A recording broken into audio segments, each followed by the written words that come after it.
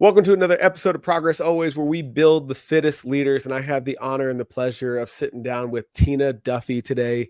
She's the health coach for LifeScape Premier and Functional Medicine, as well as a health coach for the Amen Clinic Brain Health.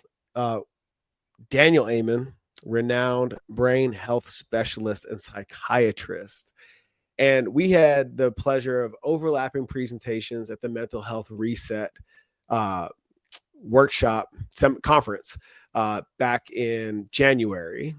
And you spoke with regards to the impact of sugar and the brain. And so that's kind of where I want to start, because I found it so profound because I listened to you speak within months of reading Dr. Peter Attia's Outlive. And what I found interesting in that book, in what he presented, was this concept of how cancer thrives on carbohydrate and sugar. And when you look at nutrition protocols and allopathic medicine as it pertains to cancer, it's very heavy, very carbohydrate dense. So it sounded very counterintuitive that we would be prescribing cancer patients a high carbohydrate diet for a disease that thrives on sugar. So, and I'm not a doctor. I want to go ahead and preface that. And maybe that's just a very ignorant interpretation of what was presented. However, I know this is something that you talk about and work on very specifically in nutrition protocols with your clients. So let's just start there. What were your thoughts because I know you've read Outlive as well. What were your thoughts on what Dr. Peter Attia presented? Well, first of all, Outlive is incredible. I am currently in his beta program, his 12-month program called Early Medical, which takes it to a whole different level. And it's an incredible program. And, also, what's interesting, I just wanted to say one thing. I work with both of the functional medicine practice and Amen clinics, but I also have my own practice. And which is what I do mostly. And so what I wanted to share on that when it comes to sugar and kind of how I feel, and also, a lot of the practitioners out there, is that the minute a carbohydrate touches your tongue, it turns to sugar. And a lot of us don't know that. And we obviously think we need carbohydrates for fuel. And I was just recently listening to a podcast of Dr. Attia's, and obviously carbohydrates are important for us. We need them for certain things, in our lives, for energy. But what type of carbohydrates are good for you is the most important thing. And you want things that have a lot of fiber in it. So obviously, and the reason why is because the fiber is going to give you the energy, but it's also going to keep you full for a long period of time. So, a lot of times people think carbohydrates is eating a pizza or eating, something that really doesn't give us a huge amount of nutrients and can cause us to have, some bad fats and other things. I could go on and on about this. And to let you know kind of what you said, I'm not a doctor, I'm not a nutritionist, I am a health coach, but I love to empower people to make the right decisions. And if they do have an issue, I spend a lot of time with people who are addicted to sugar. I send them to a nutritionist. I also think, a little off this topic, I mean, not topic, but carbohydrates, protein. The more protein you get too, the fuller you will feel. So it is interesting. We go through fads in this world, like high carbohydrate, low fat. And when people find low fat or no fat, they cause so many different issues in their body by not having the fat, right? So I hope that answers No, your totally. question. Yeah, because I could Yeah, go on and on for about it. sure. The oversimplification of macronutrients that I give people is that uh if it walks, swims, or flies, it's a protein, and if it comes out of the dirt, it's a carbohydrate, and both of those have fats that are associated with them. Yes. And that seems to do pretty well for people in a non-specific nutrition, to gain a non-specific understanding of what's going on with the food that they're taking in. Yes. And uh we have our clients prioritize protein before we go down the rabbit holes of counting calories and managing all the math associated with balancing macronutrients, because in the standard American diet, it is heavily weighted in carbohydrate consumption. Yes. And what we find is not only are most people uh, overeating as far as caloric intake is concerned, they're under consuming the requisite amount of protein for what they're looking for. And what a lot of people really don't understand is we've over the years demonized fat. A lot of our anabolic and metabolic hormones are fat soluble. So when you eliminate them completely, you're actually inhibiting your ability to process hormones efficiently. So Yeah. you're actually you can quite potentially be doing a disservice to your metabolism by not taking in enough fat. And so uh, do you have anything else to add in addition to that that would add more clarity to people in terms of shifting their perspective on nutrition? Well, I can share a little bit about my own. Yeah, please. I tend to really struggle with protein. Mm-hmm. I don't eat chicken. I don't eat red meat. I do eat fish. So I recently, and I'm not a huge fan of this for many reasons. I really believe in whole food, whole plant Mm-hmm. based. Um, I have incorporated a protein shake in the middle of my day because I need that extra protein. So I think people that are either vegan or don't eat a lot of meat, I think they should really think about where they're getting their protein. Obviously, you can get it from tofu. A lot of vegetables do Mm-hmm. have protein, which people don't realize. I think protein, especially as we get older, and that's what Dr. Peter Attia talks about, is the most important thing for us when it comes to mu- holding on to our muscle and strength, and especially for women. So Mm-hmm. beans are a great thing. I mean, you can even add, beans to a shake. You can add Sure. peanut butter. I mean, I think sometimes, it's interesting. My husband thinks when he has peanut butter, he's getting protein. There's not a lot of protein in nuts, right?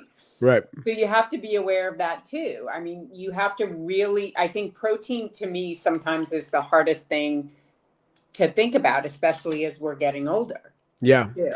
Well, when we make that shift with our clients, it's really interesting because the first thing they say is, "Oh my God, I am so full."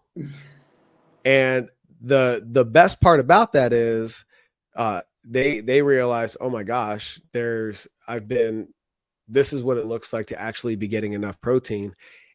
And the best part is when they get their protein right, they don't have room for all the other garbage that they were taking in along, Yes. right?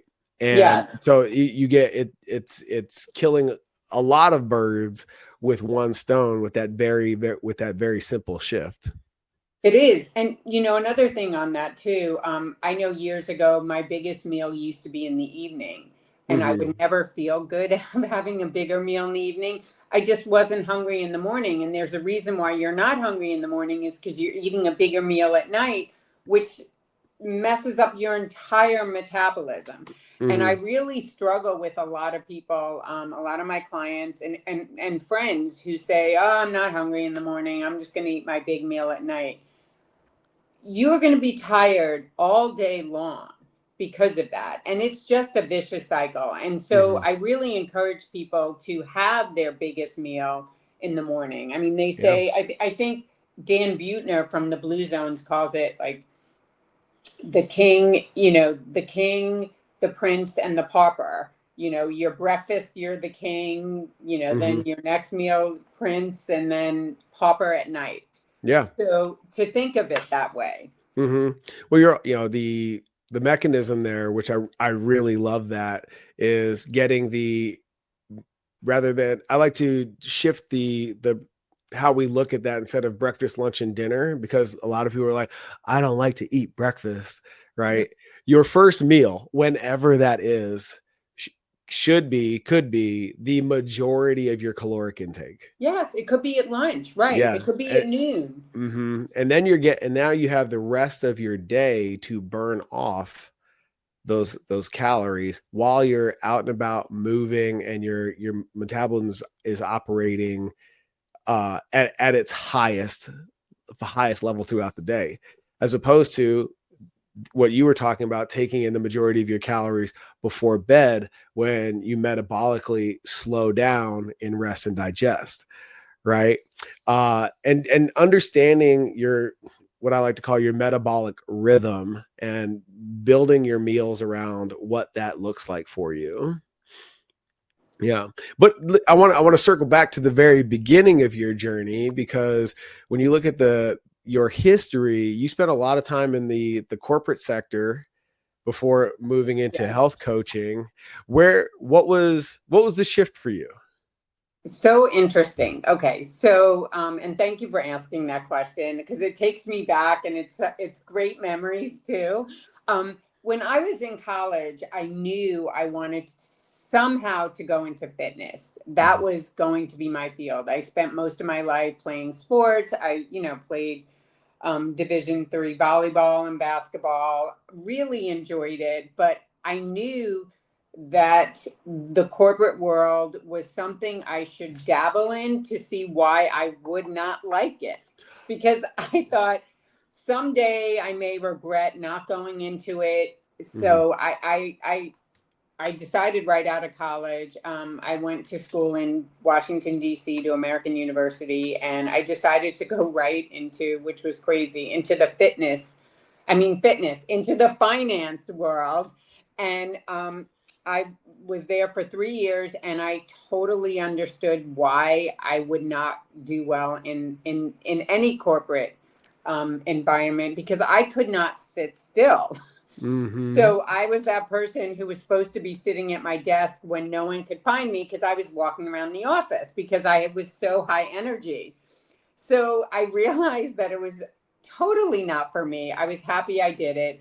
I went in right after that. I worked for a fitness company for about 3 years, and then I decided to go and start my own. I did that for 20 years, and I absolutely loved it. And I feel like I've continued that. I was slightly injured towards the end of my um, fitness company that I had, and I went into some nonprofit um, things. I was on the board for the Boys and Girls Club of Greater Scottsdale for 11 years and loved that. And I took both of those areas and brought them into health coaching. And I'm so happy, because I feel like um, just, I feel fortunate that I've been able to follow my passion throughout my whole adult life, and my, younger life. But, I think my younger life set me on this Mhm. path, and I've observed that, obviously from talking with you recently. I think it's so important. I always like to share with people, if you follow your passion, the money will come. If you Mhm. follow the money, it may come, but you may not enjoy it. Right. So it really has taught me to continue to follow my passion. It's so interesting that you say that. I was literally just having a conversation this past week about what what came first. It's very much a chicken and the egg equation, and it's different for everybody. But from a philosophical standpoint, I think this is really important, that uh, especially as entrepreneurs, finding out where happiness is first. Right. right? And what uh what constitutes that? And building a life around the main things that facilitate your happiness, right? Even if that is, because we like to bastardize the idea of being an employee, but let's be honest, being an entrepreneur isn't for everybody either. Right. And Right. that's a special kind of temperament and a tolerance for bullshit that is exponential. And Yes. not everybody's built for that journey, which is okay. However, when you really understand what makes you tick, where your happiness lies, well, then whatever job you take or whatever path for uh financial resources to facilitate your happiness you take, you understand what exactly that is, right? And I think that what I see a lot of people doing is they pigeonhole themselves in these careers without any real understanding or taking time for themselves to understand what brings them joy, where their happiness actually lies, and then pursuing careers from that perspective. And what I love about what you just talked about is it really seems like, above and beyond, like, I need to know why I don't want this and what I don't want to do. You also seem to have, even still, an apprentice mentality, right? What can I learn from this experience and take into something else? What can I transcend and include from this experience? And which, in my next question, what did you take from your what have you leveraged from your corporate experience in what you've built with Dynamic Solutions for Life? That's a really interesting question. I guess the best way I can answer it is from watching my husband. He's in the finance world. We Mm-hmm. actually met when I was right out of college. And what I've learned from him, which I also feel it's something people would learn in any corporate job and also in an entrepreneur position, is Mm-hmm. you wake up hungry every day. No matter what you have, no matter how much you have in the bank, you Mm-hmm. wake up hungry every day, meaning that you get out there and you give the best that you can Yep. to what you're doing and you go for it. Mm-hmm. There's no is not the answer. No is not in your vocabulary. You continue every day with that same vision as though you have nothing and you're going to get it that day. Mm-hmm. So if I hope that explains it, because that's the fire I have had under me my entire adult life. And it's not a fire that has ever been a pressure to me. I Yeah. don't feel pressured. I feel excited. Mm-hmm. And also something you said, which I loved and I found just so fascinating the way you shared it, is so many of us either get out of school, after college or even after high school, if we aren't going to college, and we feel like we have to please somebody other than ourselves, right? A lot of times it's our parents. What do our parents really want us to do? Okay, sorry about that. All good. What do our parents want us to do? What does that professor or that teacher want us to do? So it's always at different parts of our life, and especially at the beginning, we are pleasing somebody else. Mm-hmm. And what you were saying, what is going to please us and bring us joy, right? Yeah. 100%. When you pursue the things that you're interested in, it's like school in that, you know, uh, and you see this over and over and over again, whether it's high school or college. But all the prereqs, when you have to take macro and microeconomics, when you have to take biology, when you have to take history, and then your engagement, your participation, even your grades might be mediocre through those first 2 years taking the things that you quote unquote have to take. Okay. And then all of a sudden, when you get into the electives associated with your major, whatever that may be, sociology, psychology, health and human performance, nutrition, whatever, all of a sudden, because it's what you're interested in, you begin to thrive. And that 2.5, 3.0 GPA turns into a 4.0 out of nowhere. And the funny thing is, you didn't get any smarter. Right. No. The difference is you're actually interested in the material, right? And if we Yes. looked at our career decisions from that perspective, because if you're genuinely interested in the thing, and this is what we teach through our Berkman assessment with our clients, right? When you're genuinely interested in the thing, it doesn't matter how steep the learning curve is. It doesn't matter what your aptitude, education, or experience is, right? You will find flow in that thing by virtue of your genuine interest in it, right? Yes. And that transcends the specifics of any career. As long as those intangibles are present, the chances of you thriving in it are really high. But people don't look at it from that perspective. They're like, oh, I got this degree, so I have to square peg round hole myself into finance or economic or whatever, or psychology, right? Yeah. They think they need And to be a therapist. No, you can use that for anything, right? literally, the psychology of leadership is present everywhere. Right. And our ability to navigate people and communicate effectively and proactively and positively influence others, like that's all psychology.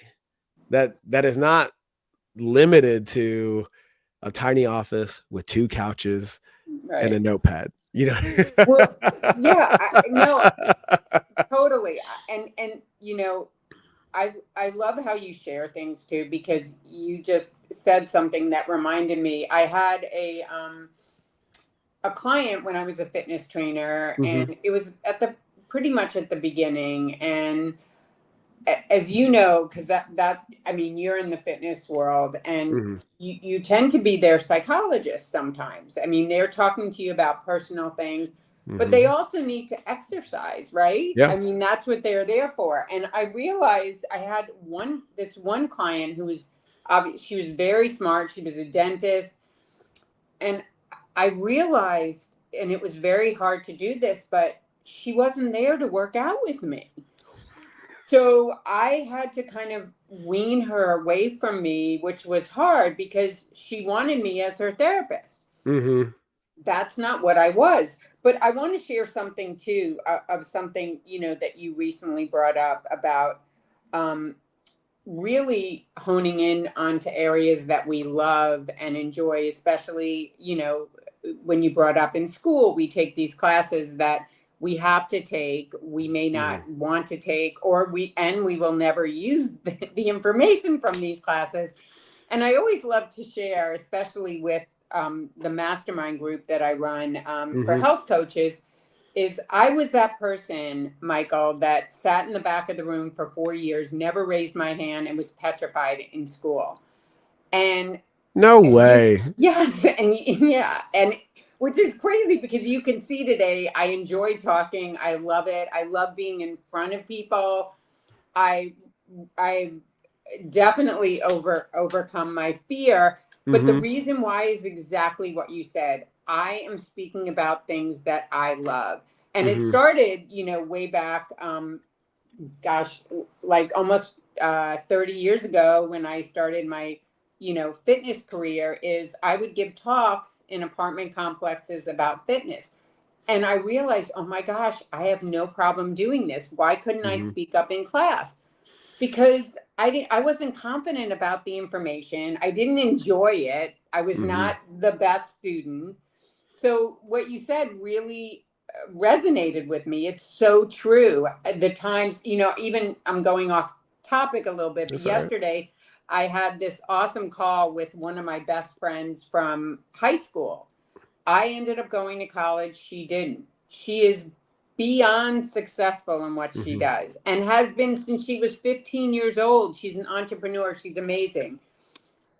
why do we even have to, why is college such a huge push in all our Mhm. lives, right? It's financially expensive, obviously, and it doesn't really make us who we are. It makes Mhm. some people, but not all of us, right? Yeah. I think if you have that entrepreneurial itch, you want to go out on your own and make your own way, and you're hedging your bets one way or the other, where you're going to pursue secondary education or roll the dice in entrepreneurship. The If you're going to get behind the 8 ball of debt, you'll be further along, further ahead of the game, rolling the dice on yourself, Yes. with a good idea and solid work ethic and being resourceful, than the quote unquote not so reliable guarantee Of of college. a college education. Right. You Right. know, It's really interesting. yeah, but and at the same time, I looked at college because my undergrad is in health and human performance. My first master's is in fitness and conditioning. My second master's is in uh, leadership and consulting. That's Uh, amazing. and like, I love school. But it's not so much that I love school. I love learning, Learning. right? And I'm a recovering credential chaser for sure, 100%. But I always looked at the things I went to school for as a trade. I didn't want to learn something for the sake of learning it. I went to school to learn how to do something. The X's and O's of strength and conditioning were really important to me. And alongside that, I was 2 classes away from a minor in psychology. So how to influence clients and athletes to perform Form better. better, Right. right? And that's where I think the utility of education really came from for me, was looking at the things that I was learning more as, how do they enhance the trade of what I do for a living, as opposed to just accumulating more knowledge More for this knowledge. for the sake of doing it. Well, I mean, to me, that's so awesome. And I wish I had that when I was in school. The interesting thing for me, especially in the last probably 10 years, is I crave learning more than anything. And I Hmm. appreciate it so much. I wish I had appreciated it when I was in school, because I didn't. I just thought Hmm. it was a means to an end to get out of school. Yeah, sure. And so I don't really feel I utilized much of my learning Hmm. experience growing up. I think most of my learning, and I said this to my friend yesterday who didn't go to college, that we were both very street smart. We grew up in New Hmm. York City. You kind of have to be when you grow up in Sure. New York City. And that, to me, I almost wish they would encourage people to do that more in Yeah. school. Like, get the educational side and the intellectual side of learning, but also get the street smart of learning Hmm. too. Um, Yeah. because they don't encourage that as much. I think, obviously with extracurricular activities, you get it in different ways, but I feel, I feel lucky that I had the street smart side. And To- now I'm incorporating a little more of the intellectual part, right? Yeah. But it's really important that we put ourselves out there and learn how to navigate the world, navigate people, conflict resolution, Right. face to face, knee to knee, uh, what I like to call courageous conversations, as you move in and out of business dealings and negotiations and stuff like that, and being an advocate for yourself. It's really challenging to do that with as we start to engage more and more through screens, you Right. know, and while that being uh, so connected is awesome, there's also putting a greater divide between us. When Yes. there's so many things that are absent context via text message. There are that delay in communication really allows for a conversation to be curated, and the emotionality and the real time, the real timeliness of our engagement with each other becomes diluted and watered down. And then you watch it out here in the real world, people that sit in their ivory towers, keyboard superheroes, saying all these things online, whether they're uh, uh, demeaning or controversial or what have you. They're just things that they wouldn't normally say out here in Right. polite conversation, right? So Interesting. we're creating this culture of keeping our masks on and not presenting the truest versions of ourselves that we would present out here in the real world. So it's something that is it definitely helps in a lot of ways. I think it helps way more than it hurts, to be honest with you. But at the same time, this dynamic of being of interpersonal connection, we need to make sure that we're going out of our way to keep it a part of who we are as human beings. Well, okay. So there are so many things I want to say on that because, I'll start from the beginning because I love this conversation. So when I went to school, back to school for a year, it was based out in New York City. I went to the school for the Institute for Integrative Nutrition, which nutrition meant nutrition for life, not I mean, a small part was based on food. Mm-hmm. So uh, it was really hard for me to go back to school. It was in my 50s, and I had not really studied for like, I don't what, since my 20s, right? And it was the best experience I ever had. Mm-hmm. But it was not in person. I had no idea how I was going to take a year-long program online without people. Mm-hmm. How do you do that, right? Obviously I did it. I One of the most important things for me during that year-long program was to connect with people. Mm-hmm. I am such a people person. Yep. I still, struggle. Like, for example, this past week, I'm on Zoom calls all the time. My entire business is virtual. Mm-hmm. Yes, I do feel like I connect better with people virtually because I have to look at them. I can't space out and look around the room, right? I do feel like I connect with them, but I'm missing that hug. I'm missing that touch. I'm missing that connection. And my husband's very low key. He doesn't need people around at all. I'm like, oh my gosh, I'm getting stir crazy. I need to get out. I need to make sure I see my friends. So I purposely plan at least 3 or 4 times a week that I see my friends, dinner, walks, whatever that is. Mm-hmm. I think that is so important. Then the other part of something you shared, and you can tell me if I'm I'm following this correctly, but how do we portray our real self, right? How do Mm-hmm. we do that? And so I purposely, this happened because I went to health coaching school for a year. I Yeah. purposely tell my clients, the health coaches that I see on online. I tell all of them that I am not this overall happy person all the time. I don't have my hair blow dried. I'm not always in makeup. So this is how I am when I'm working, but I'm not Mm-hmm. always this way. And a lot of times on my calls with clients and in my mastermind, I'll have my hair up in a ponytail because I just worked out or Mm-hmm. whatever. Right? I think Yeah. it's important that people know that this isn't how we are 24/7, right? Oh, We have 100%. Right. We have real life problems. We do Mm-hmm. struggle. Being a health coach has really helped me become a lot more vulnerable Mm-hmm. with my village. Totally. Well, it's interesting that you say that, because as I've been called to speak from stage more often in this season of my life, uh, again, I needed to learn how to do that better.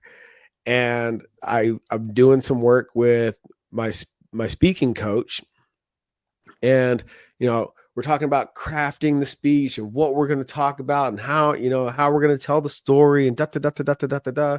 And over the course of a couple hours, we filled a whiteboard with timelines and themes and all of the stuff. And, you know, over here on the left side of the board in tiny, tiny print is this piece of my story where I got kicked out of school. And he's like, dude, why do you keep like not wanting to talk about this part? You know? And in that conversation, I was like, well, I realized that I spent the better part of the last 20 years trying to become so successful in my own mind. This is for Michael. This serves no one else, to become so successful in my own mind that getting kicked out of school was irrelevant. Because up to that point, anytime I brought that part of my journey up, it was from a place of shame. And what he brought to the surface for me is, in the Joseph Campbell sense of the word, this is the inciting incident of my hero's journey. If that doesn't happen, we're not here. You wouldn't be here today. Right. And Right. To your point about connecting with people and taking off your mask and being your truest self, if you start with, being a Marine Corps officer, getting umpteen certifications and master's degrees and stuff, you are unintentionally and inadvertently allowing people to believe that you just landed where you are. Right. And you're no longer relatable. There is no human connection. You've accidentally put yourself on a pedestal. It's in your best interest in connecting with your tribe and your audience that they know that you have some dirt too, that you've overcome some shit, that, you've done the thing that you're asking them to do, and you're willing to do it again and again and again as you evolve. Like the problems, the issues, the obstacles, none of that stuff necessarily disappears, right? But you can't. What showed up for me in that conversation is like, oh, like now I get to tell that part of the story from a place of power, not a place of shame, right? And it adds so much value to how we got here, as opposed to like, oh, like we don't look over there, but like we're over here now. Well, oh my gosh. Well, first of all, you're amazing. And I want to tell you, you just listening to you made me want to change something that I put on my website. And I'll tell you, I have had a really hard time sharing my story or writing my story in order to be relatable. I can talk about it, but I cannot write it. And what's interesting is I also was kicked out of school, but I was kicked out of a couple. Yes. And so when you shared that, it's very interesting. I immediately thought, I have no problem sharing that when I talk with people, but not when I work with people.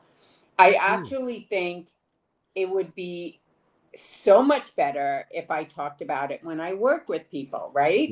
So they know where I've come from. I know a little bit on my website. It talks about my weight and struggling with that as growing up, but not about my struggle when it came to school. And also, like, my SATs were horrendous. And I took them a couple of times to the point where my husband doesn't like when I share it with people. But I'm proud of it. I'm proud of it. And so back to what you were saying, I'm proud that I have been kicked out of school and that I struggled and that I ran away and that I did all these things, because it made me who I am today. It gave me strength. It showed me who I wanted to be. It showed me I had such empathy for children, dealing with struggles with their parents, with being different. I mean, we all strive for obvious reasons to be like everybody else sometimes, but we're not. And if we are our own unique self, people actually admire you for Yeah. being different, right? They Mm-hmm. really do. And I know I admire people for being different. And so I think it is really important, and to share a lot more of my story, and you empowered me to do that. So thank you so Oh, much. well, thank Yeah. you. I received that, and I really appreciate that. It's such a big deal. It's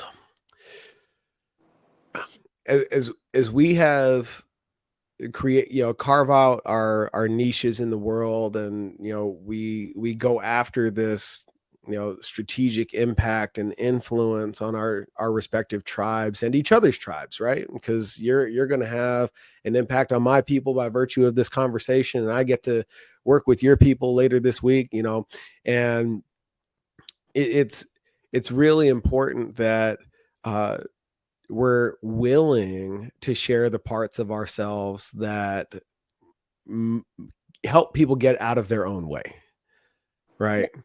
And if there's any part of you that uh, is hiding, or not showing up fully, it's really tough to move people to that next easiest step, because what they're looking for is a piece of themselves in us that makes whatever we're asking them to do or whatever is required to move the needle for themselves possible.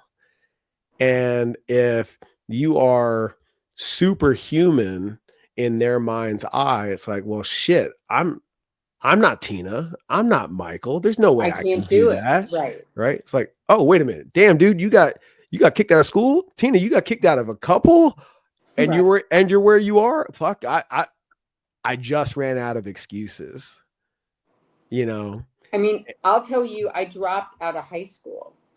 Mm-hmm. And I took a year off before they had the so-called what gap year or whatever. Uh-huh. And Before it was fashionable. yes, and totally. And yeah, because I like that they put the gap year. I mean, a gap year sounds now like, oh my God, it's the coolest thing to do, right? Oh my gosh, right? And so when I did it, it had been after I had been kicked out of my senior year twice from two different schools. Were you just Um, disruptive? Were you a fighter? What were you getting I kicked out of school I for? I Truancy? was just a very feisty kid. Yeah. Okay. I was it wasn't always like my grades weren't great, but Mm-hmm. yes, I was feisty, I needed attention. I was obviously looking for something that wasn't going to be there for me, Mm-hmm. and teachers just could not deal with me. I Yeah, was sure. just one of those like really tough kids, and Mm-hmm. like I said, growing up in New York City, right? But Mm-hmm. I did go to public school. My dad sent me to private school because he knew I would drop out of public school if I stayed there. He then sent me to boarding school. None of that ended up working. Wow. Back to private school again, and then I dropped out my Mm-hmm. senior year. Luckily, I had skipped a grade when I was younger, so I was still okay age wise. And then I went back to a school that was very strict, and Mm-hmm. it changed my life. And literally, I'm still on that like trajectory of changing my life. And Yeah. it was unbelievable. And I'm so glad I did it. I'm glad I did it the way I did it Yeah. because it really was incredible. And I really think, like what you said, back to having people see who you really are Mm-hmm. is their way of continuing to grow and feel that they have that safe space. Yeah. Another thing too, kind of a little off the subject here, but when I first became a fitness trainer, Mm-hmm. I did that because I had lost a lot of weight, and Yeah. but I still wasn't thin. And I think people really admired that it's funny. I now have blonde hair. I'm a total brunette. But people used to say then, you don't have blonde hair and you're not super skinny. So I can relate to you, because Oh, yeah. right? Yeah, sure. Because in the late 80s, most people who were fitness trainers had Mm-hmm. like Denise Austin or people like that. They had blonde hair and they were in perfect shape. Mm-hmm. Well, I was in good shape, but I wasn't like super skinny. Right. So I think it was really good for me to be that way because people Hmm. related to me Sure. Yeah. that Yeah. way. 100%. Now I have The blonde hair though. So But I love all of that, and here's a question for you. You're talking about how you're reluctant to put so much of that journey uh, on your website, right. but you have no problem talking about it No. in conversation or even in presentation, right? No. Is it the permanence No. of it sitting out there? Where's the hesitation come I from? think it's finding the words to write it. I think that's Hmm. what it is because I am not I'm good, and maybe it's just still part of my learning process of being vulnerable, Yeah. but I still there's that fine line of being vulnerable and professional. Yeah. And so I think it's more about me figuring out how to do it, but Sure. on this call today I really feel ready to do it, Yeah. especially, Oh yeah. talking about my story from that perspective of getting Hmm. kicked out of school. And I still graduated and I went to Hmm. college and I struggled through it all, but I Yeah. was on the 5-year plan, which was then not great, but now 7 years is great. Like, right? For college. Oh yeah. It makes you human. It makes you relatable. It gives you Yes. something. I have a client, for example, to your point about being more psychologist than trainer, and a client who in a session is like, hey, so how confidential are these conversations? I was like, dude, whatever you tell me stays between you, me, and that barbell. So go for it. And he proceeds to tell me that some deep dark stuff, and Mm.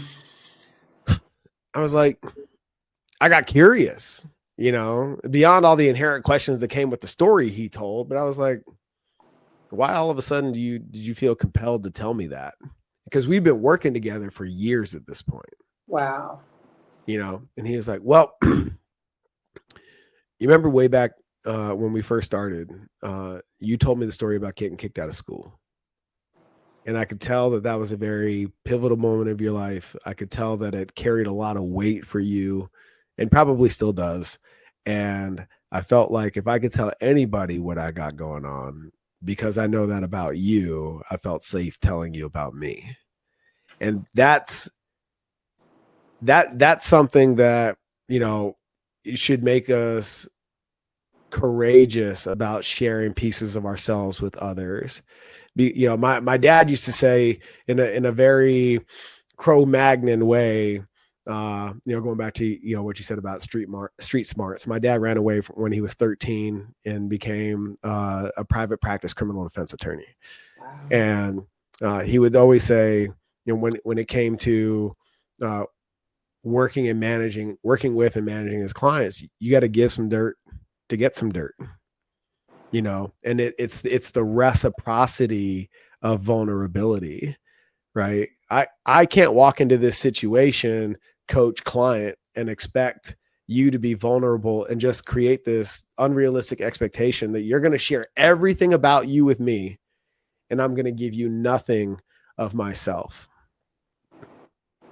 And that's why I think, well, back to what you just said, I have to give some dirt to get some dirt. I'm looking for a pen here and I don't want to mess up my screen. So I want to write that down because it is so true. And that's Mm-hmm. why I feel really grateful that I became more vulnerable after going to health coaching school and that I'm okay to share.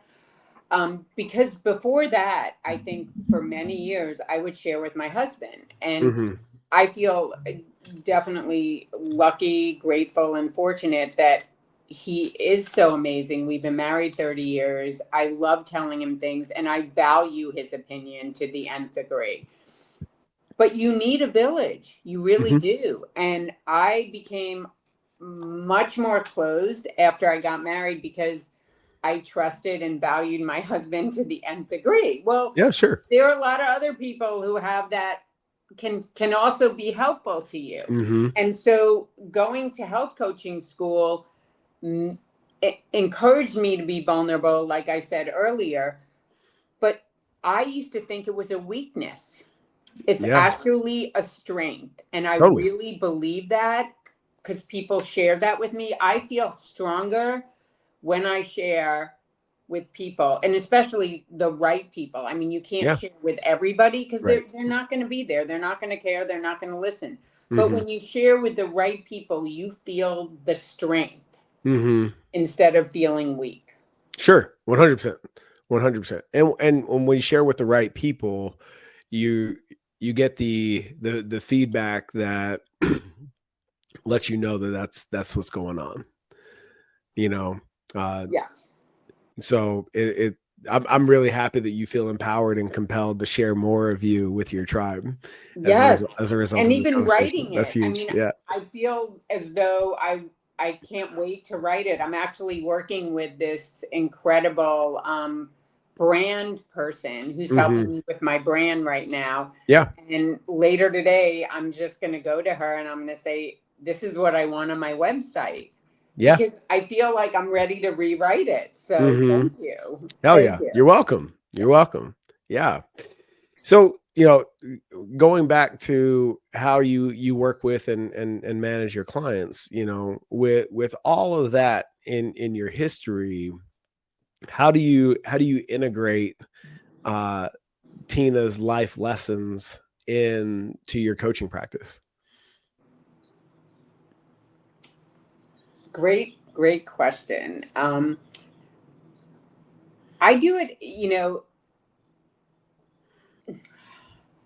I could give you one answer, but it really won't cover everything, but I will share that. I think it stems back to fitness for me. Mm-hmm. I mean, I've always been a cheerleader for others. I really think that has helped me throughout my life with friends, with family, and with my clients. I am that accountability person, and what we learned when I went to school for health coaching is I'm that guide by their side. Yeah. So I am keeping people accountable, motivating them. It's what I enjoy doing. I love motivating others. As an entrepreneur, and I know you know this because I can see it in you without even knowing you that well, is you're an incredible motivator for people. And I think that's a great quality to have. And it also, obviously, that's why we're entrepreneurs. Mm-hmm. Entrepreneurs are great motivators. We don't need someone else to hit us on the back and say, go, go, go, right? Um, I, um, I just I enjoy so much what I do. I love seeing people succeed, and I think that also goes back to my childhood. I don't feel like I had a village growing up, so for me to empower others and be a part of their village is really important to me, to see them succeed in however they want to succeed, whether it's with their family, with relationships, in their career. I do coach a lot of coaches and help them launch their business too. So that's another part of my business, and I really enjoy seeing them navigate the best way for them to launch their business going Mm-hmm. forward. Yeah. That's awesome. That's awesome. Being a Thank you. being a cheerleader for others, and that's from your initial presentation at the mental health reset conference, and over the course of the handful of conversations we've had coming into today, that is something that is very genuine in you, and something Thank you. that is easily recognizable. It's like, oh yeah, she's on your team. She wants to see you win, and Tina's in your corner to make that happen, for sure, for sure. Oh, Uh, thank and you. yeah, and without a doubt, you know what you're doing for your clients and uh, other coaches trying to figure it out. The sharing some of the deeper levels of your story is only going to enhance your ability to fulfill that mission. And I can't wait to see you make that happen and watch it.